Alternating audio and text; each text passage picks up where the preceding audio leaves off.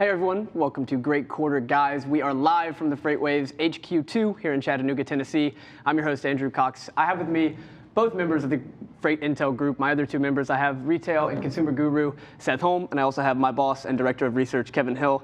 I can't tell you how excited I am. I haven't seen Seth in person since early March. I haven't had both of these boys at the desk with me in many months, so I hope you're as excited as I am. I am. The gang is back in town, at least for today, and it's going to be fantastic. Fantastic show, right? Yeah, it is. So we're going to go do our favorite segment to begin with. We're going to start off with You Care or Nah, my kind of ode to Dan Le Batard and his show, Highly Questionable. But then we're going to have a special guest. We're going to have Bruce Chan, who is making his FreightWaves TV debut. He is the VP of Logistics and Equity Researcher at Stifel. So make sure to stay tuned for that after the break. But yeah, let's hop right into our You Care or Nah. The way this will go, I will present an idea, a topic, maybe an event, and the boys will tell me whether they care or not and why. So I'll start with Seth.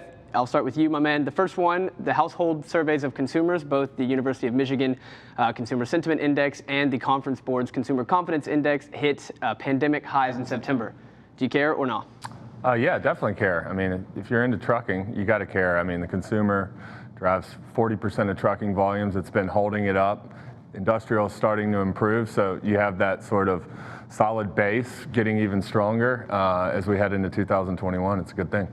Kev? I do too. I mean, we are all over the Bank of America credit and debit card information every single week, and Placer data as well, showing the retail and the consumer. And there's this mix shift, and we talk about it all the time, so I'm going to talk about it once more right now. This mix shift from travel, entertainment, dining out, all of those dollars are moving into tangible goods, from kind of services, hotels as well, right, into tangible goods, and home improvement's been a big bright spot, along with anything that moves by truck. Anything, and last mile is certainly a huge part of that with the e-commerce, so the acceleration in that. So I do care about it a lot. It's been good for the freight markets. Yeah, I'll round it out. I do care as well. I do worry that we're going to see a retreat coming. If you track these kind of in line with the COVID cases, you see that the valleys and the peaks meet at the same time. They kind of work in inverse relationship, where in April and July, you kind of saw the bottom of these two surveys. That was the 2 days, or the 2 months we had peaks in COVID cases. We now have kind of that trend kind of upwards towards into the winter months. People are expecting it to be kind of a rough winter. So we may see that pull back, but for now, it's a really good thing, and it's welcome news moving into the holiday season, no doubt. All right, so number two, I'll start with you on this one, Kevin. We've got a little news on Walmart. So Walmart is looking to create a one-stop shop for healthcare with Walmart Insurance Services. You care or not? I don't personally. I don't really care too much about it. I think we've talked about Walmart a little bit on Great Quarter Guys, and Seth has me a believer in the tech play. So I care about that. I care about the tech play. I care about getting the multiple up from 0.7 of revenue to maybe 1.4 or higher. I don't know if the insurance play is going to be loved by Wall Street or investors in that same multiple way that the tech, the partnerships with Shopify, the drones that we'll talk about a little bit later on. And I think they did another partnership or deal, TikTok. Actually, if that goes through, I don't know. They had another one, the super app in India. The super app, yeah, exactly right. So that's what I care about, not too much about the health insurance, health. All right, Seth, we know you're long Walmart. You care about health and health services? I mean, I agree. I think it's a cool idea. You think about retailers, they're always trying to get people, those repeat visits and the loyalty. You know, that's one thing that's huge about grocery is, they do 55% of their business in grocery. That's what gets you in the store. Maybe not that once a week or multiple times a week visit, but anything to do to get that sticky customer. And I think they're talking about pairing it with Walmart Plus, which we'd seen some data that I kind of find hard to believe, but supposedly they already have 11% of Americans signed up for Walmart Plus, which will be interesting to see what the company has to say about that. But I don't think it's a big needle mover, especially in the near term for Walmart, given how big they are. But couldn't hurt. It's not a bad idea. Yeah, I'm in the same boat. I don't personally care. I kind of like the move, but I don't care about the move. I'm a Walmart holder, a big disclosure there. People are consolidating their trips to the grocery stores, so it kind of makes sense. If you buy your jeans at the same place you buy your juice, you might buy your healthcare at the same place you buy your hair products. I see something working there. Yeah, and Walmart has done this before. I mean, if you go into a Walmart, you have a bank in there, right? You have the bank, you have McDonald's in a lot of them, the pharmacy. Subway, yeah. already. I think not Western Union, but another money transfer. Vision places, all that. Exactly. So yeah, so it's in line. It makes sense. All right, on to the third one. The question is, has COVID killed Black Friday? Retail analytics provider ShopperTrack believes there will be at least 25% less foot traffic in malls over the holiday season. They believe much of that drop will be due to a slow Black Friday. Seth, you care or no? No, I don't care. The thing is, you know my feelings on this. I mean, you've just seen a mix shift to e-commerce. Where I would care is if I was a mall-based store, because they don't have a lot of times they don't have a big online business. But for everyone else, I actually think the Black Friday numbers will be at least flat, probably positive year over year. I mean, you have Amazon Prime Day starting October 13th and 14th. That'll get people excited. We're already talking about a longer peak season in trucking because of that. But no, I think, you're just going to replace that, physical foot traffic with online eyeballs. So not a big deal to me. I still think the spending will be up. I think I agree with Seth. I think spending will be up. I kind of care about it a little bit because over the last decade or so, maybe over the last 20 years, you've seen this, the people pushing forward Black Friday. Whenever I was a kid, everything was closed down Thanksgiving Day. I mean, there was nothing open. And now that they've pushed it or pulled it back to where everyone's working on Thanksgiving Day. They're trying to maximize that Black Friday, and hopefully that trend will go away. I don't really like that trend. E-commerce is the play now.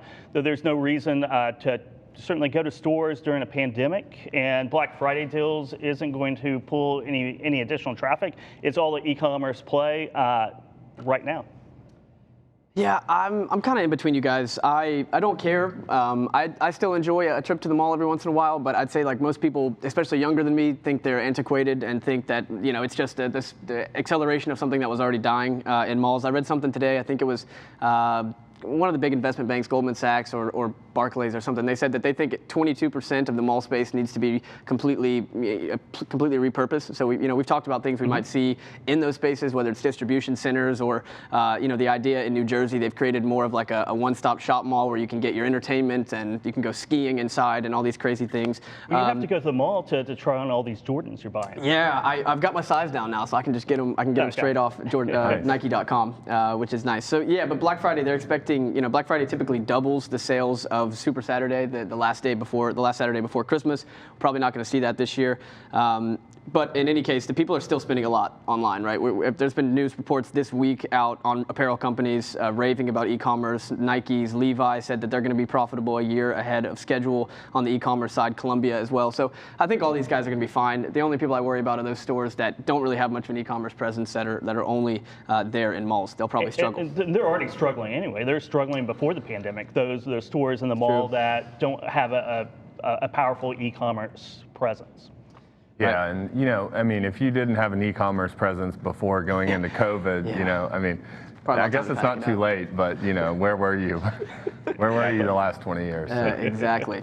All right, so we got two more for you. We're gonna switch focus to the airlines a little bit. So travel data company Cirium found that 43 commercial airlines have failed since January this year, and by failed I mean either completely shuttered or have suspended operations indefinitely.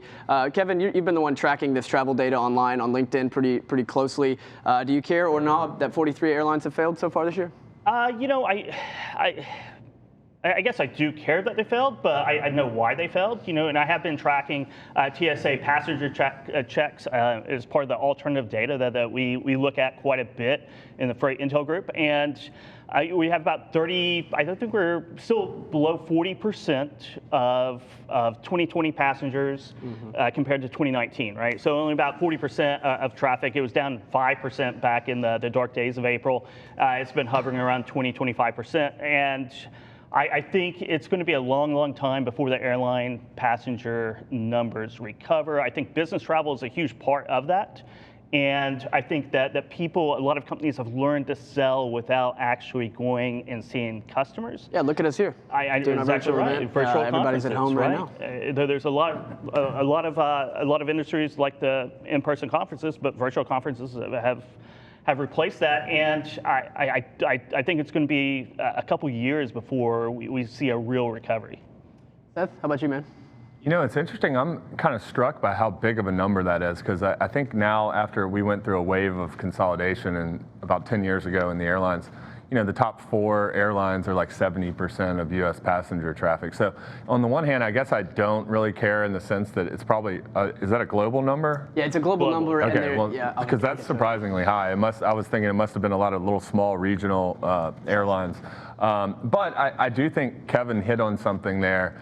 I do worry about just the business travel. I mean, in the age of Zoom, and we've had people on podcasts and on our network here on FreightWaves that I've listened to from home, saying they used to fly like 300 times a year, and they haven't flown in 6 months. And you think about the knock-on effects throughout the entire economy, from the airlines to hotels and everything else. And so, I mean, in that sense, I do care from the greater economic standpoint. But the airlines in the U.S. I think are too big to fail right now. So I agree with that. Definitely, they're too big to fail. There'll probably be another bailout. They're in the process of mass layoffs, so they are struggling, but they are too big to fail. Yeah, that seems to be one place where the Democrats and Republicans see as a major point. I think there's something like 600 million, or I can't remember exactly the number, but they're trying to get something passed for the airlines. I got to say, this was a bit of a trick setup for you guys. I didn't give you the last year or the year before's number. There's been 43 year to date this year, but in 2019 there was 46 and 56 in 2018. But given that we've had more airplanes idled this year than in the previous 2 years, Yeah. so they've been a little bit bigger, little bit bigger liners, but they're still very small. So there's been 20 that have 10 planes or more, which is the most in the last 3 years. And if there wasn't any bailouts, there'd be the 3 that own 75 or 70% of the market would be bankrupt right now. Yeah, exactly. My biggest reason I wanted to bring this up is that, is there a bigger read-through to the rest of the market?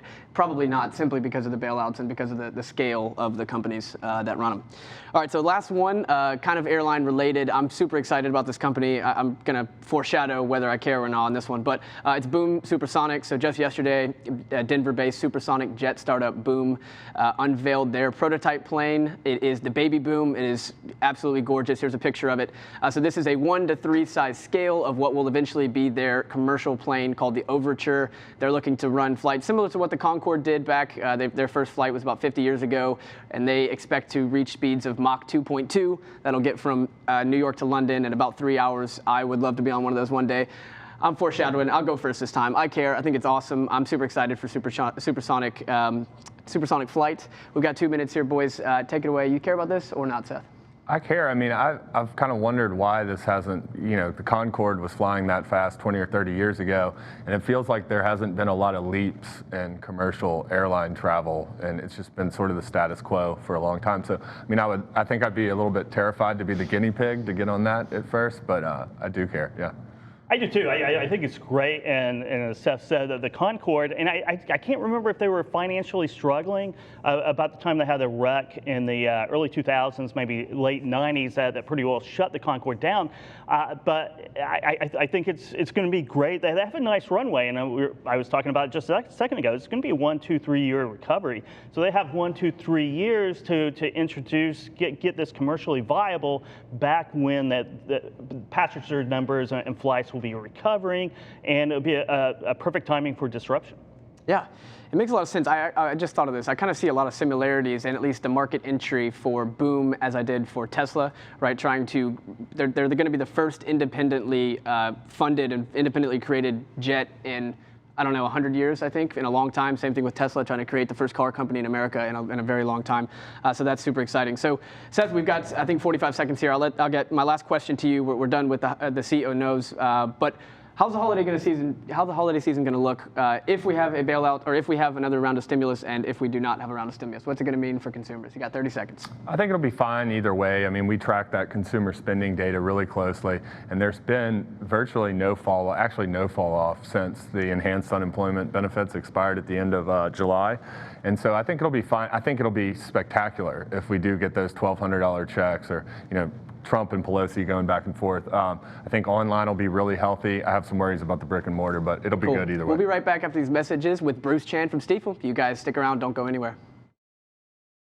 All right, welcome back, everyone. We have Bruce Chan with us. We just spoke about some very fast passenger movement. Now we're going to talk about some very fast goods movement. We're going to hop right into drones. This is a space that Bruce knows well. Bruce, how are we, my man? Doing well. Thank you for having me. No, thank you for joining us. So the news is we're going to look at this through a lens of Walmart. They just recently struck some major deals. They struck 3 different deals with drone operators to kind of test how this technology is going to be used for on-demand deliveries in their effort to better compete with Amazon. So I'll give you a little info on the 3 deals. The first one is Flytrex. They're going to deliver groceries and household essentials in the Fayetteville, North Carolina area. The second is Zipline. They're going to do on-demand deliveries of health and wellness products sometime early next year. That company is known for its medical drone deliveries in African countries like Ghana and Rwanda. And then the last one is with Drone Up and Quest Diagnostics, and this is going to happen immediately. They're going to be doing deliveries of at-home COVID-19 tests in the Vegas and Buffalo, New York area. So, Bruce, let's talk about these 3 different use cases. Which of these makes the most sense to you and why?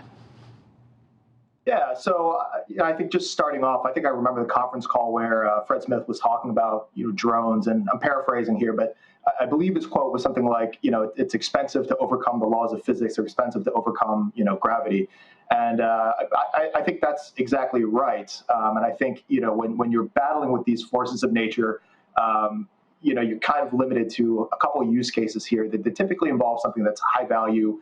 Typically involves something that's high demand as well, and potentially lightweight. So, framing those factors in mind, I think probably the last 2 use cases make a lot of sense right now. Pharmaceuticals, delivering things that don't weigh a lot, that might be an urgent need, and then when you take the last use case, you're dealing with a potential avoidance of contact with a sick patient, and I think obviously that adds some flame to the use case there.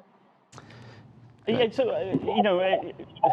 one of the use cases, right, that doesn't really make sense are groceries, low-value items. I mean, and I'm still always confused about the payload capacity and kind of the operating expenses of flying a drone in to deliver merchandise. I mean, what are the economics on drones right now, Bruce? Yeah, well, they're getting better and better every day, but they're still very, very far away from a guy in a delivery truck. It's tough to get cheaper than that in terms of density. And again, that's really what you're battling here with drones. You've got limited payloads, which is minimizing the amount of goods and the amount of density that you can have in the air. And as cheap as they're getting, it's still more expensive, like I said, to fly a drone than to drive a delivery truck around. So. When you talk about groceries, when you talk about shipping, ice cream, even though that's, a needed now item, even though it's, liable to melt, it's still heavy. So, I think the use case for that type of application are going to be smaller, but, again, if somebody's willing to pay for the service, then maybe you can make a commercial case. So I don't see it as being something that's really going to take off and become the new norm. But it's more optionality for the consumer. So if somebody wants to pay for it, I think, just like your boom or baby boom conversation with a supersonic jet, if you ask me, I would say maybe I don't care, because I think it's a very niche type of product. But, for somebody that's willing to pay, for the businessman who does transatlantic once a week, it could make a lot of sense. I think you're dealing with something fairly similar here. You made a good point there that Fred Smith talked about. The density of stops is probably the biggest challenge for drones. That's something that Workhorse is working on right now, right, with their swarm idea. So, what are we expecting here? How quickly, what is the best drone idea that you think is out there? How quickly do you think we're going to see these in neighborhoods? And do you think it's Workhorse? Is it some sort of swarm idea where you have a van and then drones to come off the top? Yeah, I think it's a really interesting case. I don't know if it's the best use case out there. I mean, Workhorse is certainly doing a lot of experimentation with drones. They're pretty far along. There are other companies, though, like EHang, that are building much higher payload drones for use in industrial type applications, and eventually even autonomous passenger transportation, which I think is very interesting. So that's something that I think we should keep our eye on. But as far as the last mile, as far as consumer delivery, again, I think there are other applications or other, call it, platforms that might make a little bit more sense. You could have terrestrial type drones, for example, that come out of the delivery vehicle, which may make a little bit more sense. Yeah, I like the Workhorse idea. I just don't see how it's scalable. I don't see a use case where it's really scalable to really get the economics down to where we're going to see neighborhoods full of drones coming in. No at Amazon 3 blimp o'clock. coming with 50 drones dispersing. What do you ever think about that? Dispersing everything out, What do you think about parachuting? that, Bruce? You think we'll ever see the Amazon blimp with with the swarm coming out of it? So no, but I'll tell you that I think it's a less crazy idea than I did probably 5 years ago. Still crazy, but maybe less crazy. Yeah. I agree with you on that. It's less crazy every day, but it's still a little Right. crazy. Yeah. So this is the final mile, the last mile logistics summit. So let's shift from drones to another very unique and niche part of the final mile, and that is the white gloves. So we're going to talk a little bit about it from the lens of XPO. So Bloomberg reported over the weekend that XPO is kind of courting offers for its European supply chain business. This news has everybody theorizing on what Bradley Jacobs' moves are. Will he look to sell off the other 4 business units that were originally looking to sell back? I guess back it was in January now. Mm-hmm. So they were trying to move the North American and European brokerage and logistics and transportation. Included in that is their final mile segment, which is a huge segment for them, something like 900 million. They have the largest market share of any of the heavy goods final mile divisions. So, to you, Bruce, is XPO really looking to shop? Do you think that's a possibility that they might go out and sell the final mile division? And if not, or if they are looking to do that, why are they looking to do that? They have a huge and growing segment there.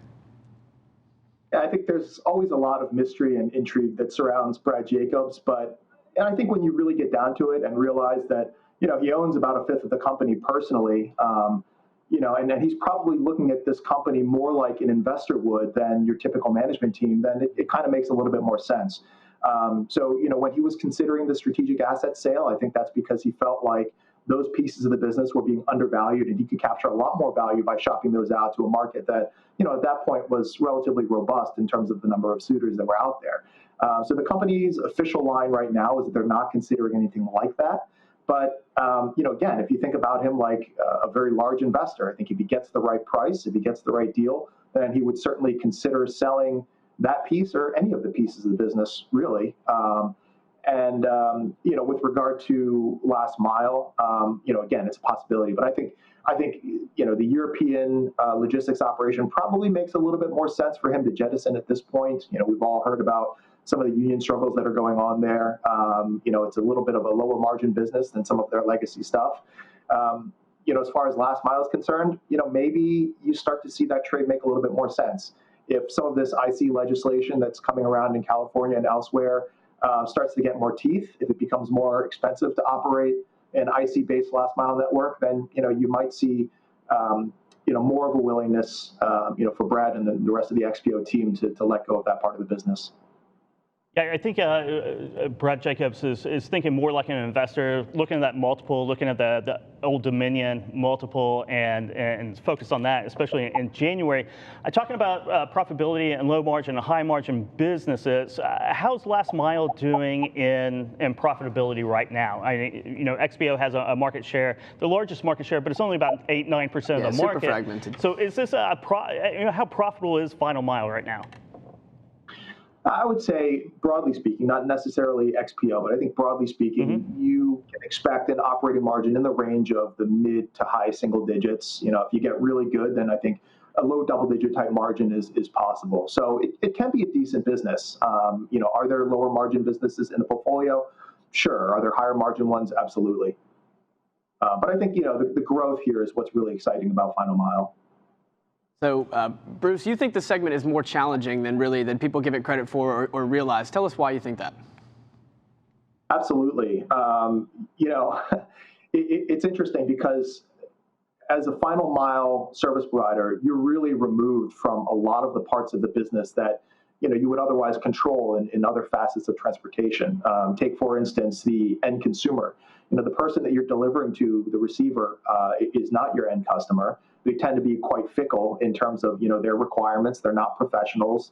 So meeting those service demands are very challenging. And also, if you think about the people that you're utilizing to manage ultimately your end service, they're not your employees, and they may be employed by other final mile operators out there. So that training component, keeping tabs on them while not running afoul of any federal or state local regulations regarding IC employee classification is also a very complex business. Yeah, Bruce, I mean, there's definitely a lot of challenges in final mile. I think one of the biggest ones has to be density, right? There's just not that dense of a network. There may not be that many people who need a final mile delivery. So the next topic is also about a company that's trying to build the densest final mile logistics network, and that's Uber. So we'll look at this again through the lens of the new money that they just raised. Uber Freight went out and got $500 million from an investor group led by Greenbrier Equity Group at a $3.3 billion post-money valuation, or roughly 3 times revenue pre-money. And we really think that the rumors here of Uber Freight's death have been exaggerated, or there's really just been a massive pivot by the company, right? So they've seen that their rides had completely been drained, and they saw Uber Eats exploding, and they thought, how can we merge Uber Freight and Uber Eats? And that seems to be what they're going to do. They're going to try to combine their over-the-road brokerage with their Uber Eats delivery network to create one of the world's most dense last-mile capacity platforms. What do you make of this strategy, Bruce? Do you think it's a good one for Uber? I think it's an interesting one. I mean, I've heard this rumor out there. I don't know if it's been substantiated. On its face, I don't know if it makes a ton of sense, just because you're dealing with 2 ultimately completely different networks and customer types. As it's been reported, I don't know if it makes a ton of sense. I could see Uber offering an interesting or innovative kind of end-to-end line haul e-commerce, fulfillment straight through to the end customer type of, service product or service offering. I don't think this is going to be a product killer or, complete market disruptor, because remember that ultimately e-commerce is, maybe 10 to 14% of total retail sales, depending on who you ask. And, retail is certainly not the only commodity type that's flowing through freight transportation networks. So, there's a lot of other room out there. There are a lot of other players out there. Even though Uber at this point on the freight side is maybe $800 to $1 billion in gross revenue, remember that, Robinson is upwards of 10 or 11 billion. So still a lot of room to go in the long tail.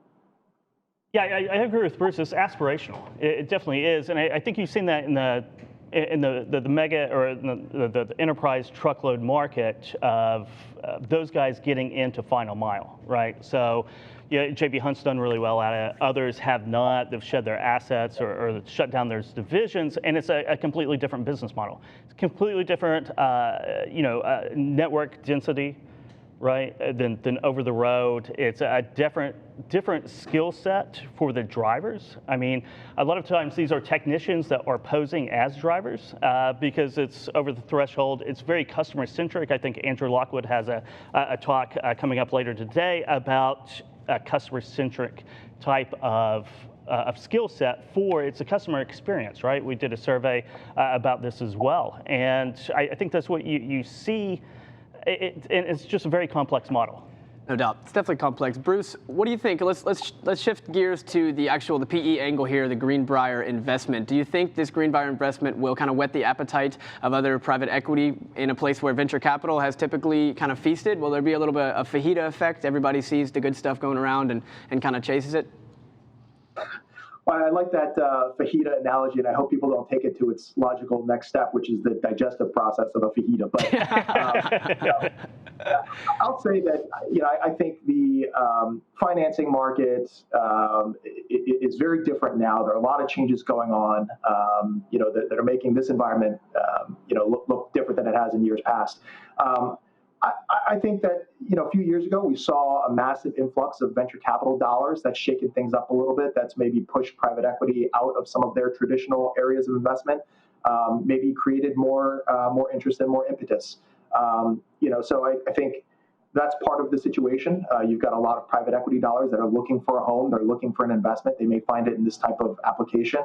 So all things to consider there. That's a very good point, Bruce. And I want to go off of that and ask you this. In the PE VC world, how much liquidity is out there that has to find a home very quickly? In the next 12 to 24 months, and how's that affecting investment decisions right now? Yeah, it's a good question, and the honest answer is I don't know. But I'll tell you that in the investment world right now, there is an incentive to take a little bit more risk, on a relative basis than there has been in times past. So traditionally, more conservative investments or investment types, I think, are going into riskier type ventures, and that's probably some of what you're seeing now. I think an important consideration too in this, though, is it's not just PE money or VC money that's looking for a home. It's also a lot of companies that traditionally would have relied on, more conservative financing options that are pulling in these investment dollars. Because when you think about a PE type investor, you're talking about one or maybe a small, cadre of investors versus the public equity markets. It's certainly a lot cheaper. So there are a lot of reasons why, companies would look for PE dollars and PE dollars would look for these types of companies.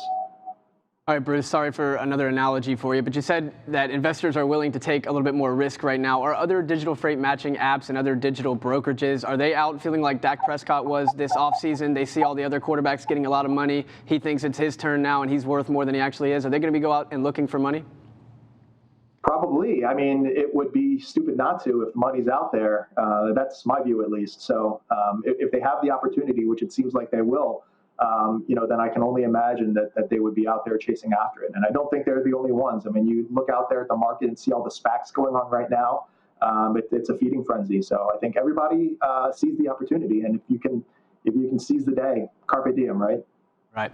All right, so there's an opportunity here that I wanted to shift gears to, and this is with Shipt. So this is the company that Target acquired, I think sometime, actually it was a couple years ago, 2017 or 2018. They are, a last mile provider and help them do deliveries. But they just announced that Shipt is going to be partnering with Bed Bath & Beyond to bring same-day delivery to their stores over the next, throughout the holiday season. But when Target kind of acquired Shipt, their plan was to use their last mile logistics technology to boost Target's own supply chain. Yet here we are this week, seeing that Shipt is going to partner with somebody else to help them. What do you think this means for the strategy, Bruce, at Target and Bed Bath & Beyond? Do you think that they see the real competition as Amazon and Walmart with their very advanced last mile sectors, and they're just trying to go after them, or is just the competition not big enough is not big enough for them not to overlook into the holiday season? The supply chain needs are more important.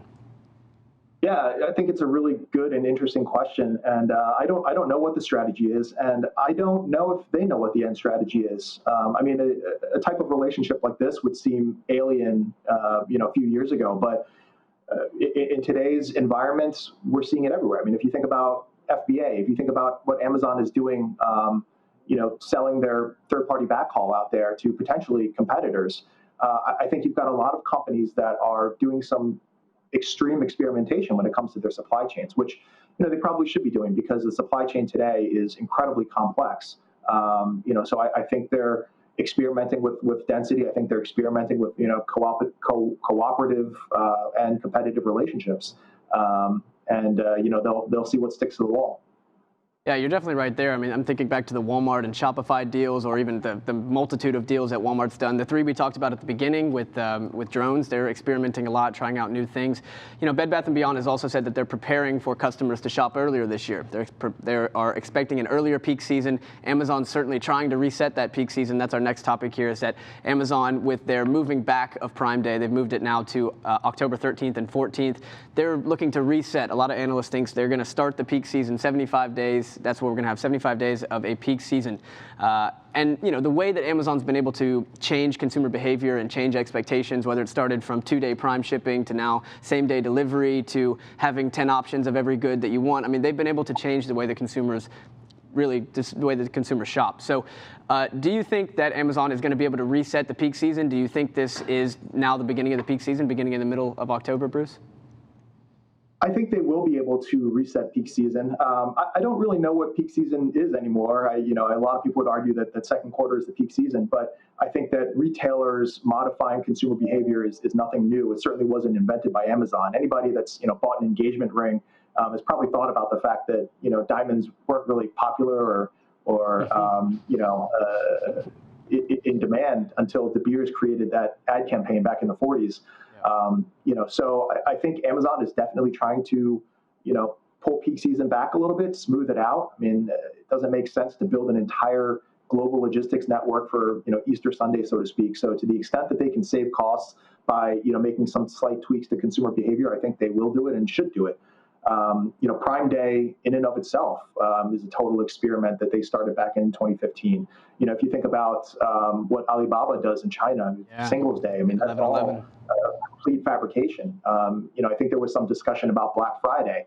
That's something that was built by retailers and, now looks to be getting dismantled by retailers. So, I think that there's a lot of, incentive to pull peak season forward to smooth things out. And if they can do it, they will, and they should. Yeah, I think that's right. I mean, it's Amazon. If Amazon's going to try to extend peak season, every other retailer should just jump on board and maximize that too, because there's an opportunity. We were talking about Black Friday earlier, and it's going to be hit this year. It might be hit forever. Because of this shift to e-commerce. So it's a great time for those retailers that were thinking ahead over the last 10 years and getting online presences and e-commerce straightened out. It'd be a great way to dominate the malls and the brick and mortars even more. Yeah, I mean, like I said, Bruce, given Amazon's ability to change our behaviors, even if they were to move Prime Day back to July next year, do you think this is a change that sticks long term? Well, I think there's only so far that you can push consumers, at least all at once. So that type of change will probably need to be more incremental. But I think they'll try. I think they're going to try to smooth the capacity peaks, to reduce costs for themselves. It's something that we see with return logistics as well. Returns are anywhere from 3 times up to 10 times as expensive as the outbound B2C movement. And if Amazon can say, hey, we're going to give you a cheaper price if you agree not to return the item, or we're going to take better pictures and offer a better website description so that you're not disappointed when you receive something, then we'll do it. And I think we'll see more of that. So will July start to the peak season stick? Maybe, but I think they're going to try to push it as early as possible. Oh, I think I meant if they move Prime Day back to July next year, will they still try to create a peak season in October? There's miscommunication there, but no big deal. Bruce, I wanted to ask you the same question that I asked Seth. What do you make of the idea of a stimulus? Do you think it's completely necessary to have a strong holiday season, or do you think that we can push through and have a good holiday season without another $1,200 stimulus check? I think maybe more of the latter. One of the things that I've heard discussed a little bit, but not necessarily in the mainstream, is that with the pandemic lockdown, with some of the payments, the bonus unemployment that you've already seen out there are a lot of people that have discretionary spend dollars that aren't spending it on flights. They're not spending it on haircuts. They're not spending it on bar tabs.